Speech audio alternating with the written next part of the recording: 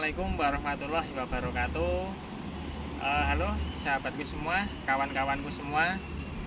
Semoga kalian selalu dalam keadaan sehat, bahagia, ayem tentrem, dan lancar rezekinya. Amin. Oke teman-teman, pada video kali ini saya akan membahas mengenai tips membeli atau memilih mobil tua yang detail lengkap. Sebelum Anda membeli, Anda tahu mana yang perlu dicek, mana yang bagus, mana yang tidak. Silahkan diikuti sampai selesai, karena nanti di akhir video ada fatwa penting untuk kehidupan kita. Gitu ya lur. Yang pertama, kira-kira apa dulu yang perlu dicek? Cek afron dan lipatan kap mesin, Pak. Coba dijelaskan gitu. dulu ya. Ini kameramennya istri saya loh. Sekarang dikit-dikit udah tahu mobil.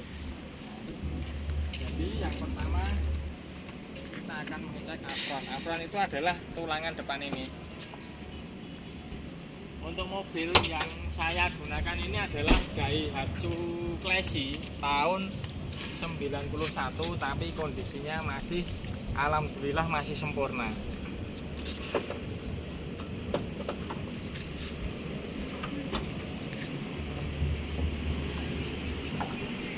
Baik, jadi yang dinamakan afron itu adalah ini adalah tulangan, ya kan, tulangan depan.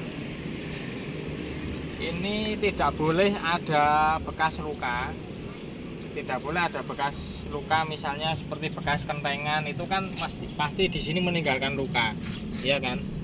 Jadi ini masih benar-benar utuh, belum tersentuh pukul ini. Orisinil ya, Pak? Iya. Kemudian kita akan melihat lipatan atau nut ini. Ini kan lipatan kap mobil. Jadi lipatannya ini harus kelihatan. Untuk mobil tahun 90-an biasanya ini sudah berisi dempul. Tapi untuk mobil saya ini, alhamdulillah, ini masih utuh. Di sini juga belum ada bekas-bekas kentengan. Tulangan-tulangan ini. Kemudian setelah itu Bodi dan cat. ya, jadi silakan dilihat dengan seksama. Sini Mbak. Jadi perlu sedulur ketahui semuanya bahwa ragat cat itu lebih mahal daripada ragat mesin. Jadi prioritas pertama saya pribadi ketika kita mau memilih mobil tua itu, yang penting bodinya utuh. Utuh itu kategorinya tidak kropos. Nah, seperti misalnya lantai itu kita tidak perlu susah-susah mengamati lantai yang kropos atau yang tidak. Kalau asalkan penglihatan kita jelas, kita cukup melihat seperti ini. Nah, kolongan seperti ini harus utuh. Ini utuh. Kemudian untuk bodi,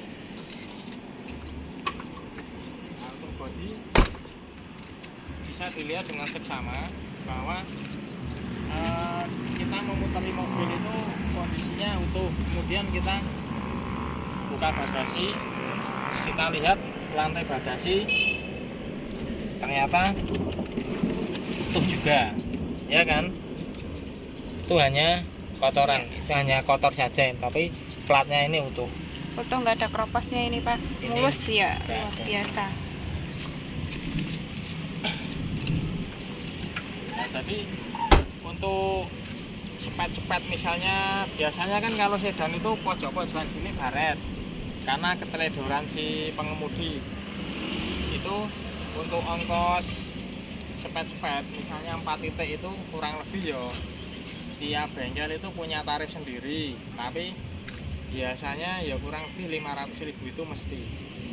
Nah, kalau cek gebyur itu kurang lebih 3 juta sampai 4 juta. Gebyur itu artinya Seluruh bodi, Pak? Seluruh bodi tanpa ngelotok dempul. Dengan gebyur itu segitu. Tapi kalau dikelotok, artinya dikalengkan lagi, terus catnya cat oven itu kan standar pabrik itu kurang lebih sampai 10 juta. Jadi kesimpulannya ragat bodi itu lebih mahal daripada ragat mesin itu ya. Paling separah-parahnya mesin, misalnya ngebul parah, misalnya metalnya kena, sekernya kena, itu nggak sampai 5 juta, tapi naik cat lebih dari itu. Ya, disimak dulu lur, ini catnya mulus ya dari belakang sampai depan. Nggak ada baretnya ya Pak? Alhamdulillah tidak ada, karena saya itu naik nyopir ngati-hati banget. Jadi yo banter boleh, tapi tanggung jawab, artinya le nyopir itu titis. Karena dulu waktu saya belajar nyetir itu pakainya mobil tua, pakai Akot tahun 80 sama Corona tahun 80 itu. Jadi apa-apanya masih serba manual, setirnya berat, moncongnya panjang. Jadi ketika kita pakai mobil yang lebih muda itu, kita pasti bisa. Tapi kalau kita leajar wis nganggo Xenia, Avanza, nganggo Karimun, ketika kita dihadapkan untuk mengendarai mobil tua seperti ini, kita belum tentu bisa. Itu ya. Kemudian apalagi kira-kira? Selanjutnya mesin. Nah, mesin itu penting. Jadi untuk mesin itu kita lihat secara sekilas dulu. Nah, buka.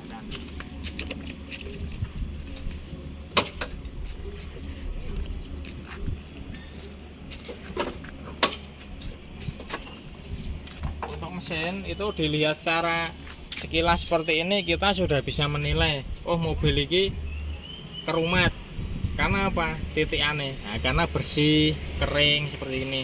Beda nek plomoh oline terus regetane tekan ngendi-ngendi ya. Biasane sing duwe ceroboh gitu. Nah, ini nek ruang mesinnya saja bersih seperti ini. Untuk sekedar informasi bahwa Daihatsu Classy ini mesinnya digunakan juga untuk Daihatsu Espas. Kemudian untuk yang tipe 16 itu digunakan juga untuk Daihatsu Verosa. Tapi ini kan 13, jadi mesinnya sama seperti Espas. Artinya pada zaman itu memang teknologinya sudah canggih, 16 valve. Perawatannya mudah, tenaganya besar, spare partnya melimpah sampai saat ini. Ketika kita mau nyari spare part yang bekas ataupun yang baru, masih melimpah ruah. Kemudian saya akan coba hidupkan mesinnya agar sedulur tahu. Sedulur harus tahu leni-leni mesin sing sehat iki sing kaya ngopo. Starter. Kenapa dikocok saja starternya sudah kering, itu artinya hidupkannya bagus. Bisa didengarkan ini suara mesinnya halus, tidak ada suara aneh-aneh kan. Kemudian ini setik oli ini kita cabut untuk mengetahui apakah sudah ngopus atau belum. Nah, di sini tidak ada asap yang keluar. Artinya apa? Artinya cycle dan ring cycle-nya itu di dalamnya masih presisi. Jadi mesin yang bagus itu suaranya yang kental seperti ini. Kemudian oli, ini kan oli, kita tempelkan di sini. Lalu kita usar-usar seperti ini. Kalau di sini ada gelembung-gelembung putih yang bermunculan, artinya oli mesin ini kecampuran air dari radiator. Yang artinya kalau oli bercampur air itu mesinnya pernah ngolet, alias tahu kentekan banyu radiator. Gitu. Jadi nah seperti ini masih oli semua, belum kecampuran, ini masih bagus. Nah, kurang percaya, ya kan? Ini tutup oli ini bisa dibuka.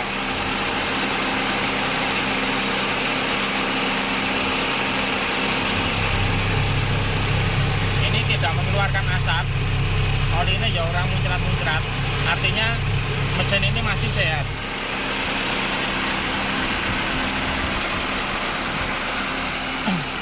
Knalpot gimana Pak? Kalau mesin bagus. Nah, kalau knalpot seperti ini nggak ngebul. Nah, kalau mobil kondisi dingin kok dihidupkan ngebul putih, itu biasanya mesinnya ngobos, artinya ring shakernya sudah kena. Kemudian setelah itu Interior Pak, tolong dalamnya diperlihatkan. ya, ini Mbak. Jadi untuk interior itu nek seperti ini bludru, ini adalah jok orinya Daihatsu Classy. Seperti ini. Jadi sampai belakang ini ori. Dashboardnya utuh, tidak ada yang retak, kisi-kisi AC-nya juga utuh. Ini melambangkan kalau mobil ini benar-benar terawat. Ada jam digitalnya juga. Ini sudah hujan ya Lur? Sudah ini Lur. Setelah itu saya akan memberitahu pentingnya mengecek nomor rangka dan nomor mesin. Itu vital ketika kita mau beli mobil. Untuk Daihatsu Classy, nomor rangka itu nomor mesin berada di sini Lur. Nah, jadi pojoknya mesin sebelah bawahnya, nah itu terlihat. Nah, lurusnya driji saya ini adalah letak nomor mesin. Kemudian nomor rangkanya berada di sini, depan kiri, depannya sopir. Harus sama dengan yang surat apa Pak? Jadi untuk nomor rangka dan nomor mesin itu harus sesuai seperti yang tertera di STNK dan BPKB. Jadi saran saya, kalau misalnya panjenengan mau beli mobil tapi menemui nomor yang berbeda dengan STNK dan BPKB, itu ditinggal aja. Kalau catnya? Maksudnya cat Asli itu berpengaruh nggak Pak? Misalkan tertulis di bukunya hijau, tapi mobil aslinya silver. warna itu nggak masalah Mbak. Kita naik mobil itu biasa dirubah warnanya, karena setiap orang itu kan punya kesukaan warna yang berbeda-beda. Misalnya mobil ini warna merah, saya kok kepengen warna kuning, tak rubah warna kuning, asalkan di surat-surat juga dirubah. Jadi kita harus mencari surat di bengkel, kemudian kita ajukan ke Samsat dan Polres. Gak apa-apa, asalkan di BPKB warnanya kan biasanya sering kita jumpai, misalnya warna lama apa, warna baru apa gitu. Itu nggak apa-apa. Oke, terima kasih. Yuk selanjutnya yuk Pak, ini keburu hujan Lur. Apa ini semoga bermanfaat untuk sedulur subscriber yang mau membeli mobil tua. Coba yang selanjutnya pintu-pintu. Pintu-pintu itu seperti ini Mbak. Pintu-pintu itu rapat. Pintu itu rapat, presisi. Oh ya, saya jelaskan lagi untuk interior tadi. Itu fiturnya harus kita cek semua. Misalnya seperti ini. Untuk mengecek power steering itu kita harus menghidupkan mesin. Nah, power steering itu jadi setirnya ringan seperti ini, tidak perlu mengeluarkan tenaga ekstra. Untuk munter saja sudah ringan. Kemudian wiper washer, wiper itu untuk menyapu. Nah, washernya juga hidup, ditonton Mbak. Oke. Washer itu semprotan air ini. Nah, ini kalau musim hujan seperti ini itu bisa diisi pakai air sampo, agar ketika hujan jalanan itu kita menghidupkan washer, kacanya jadi. Oke. Kemudian lampu-lampu depan, lampu kota hidup Ya. lampu utama hidup, Oke. lampu jarak jauh hidup, kemudian lampu belakang juga. Sebentar hajat dulu, tempat racing itu. Nah, hidup semua Pak. Yang belakang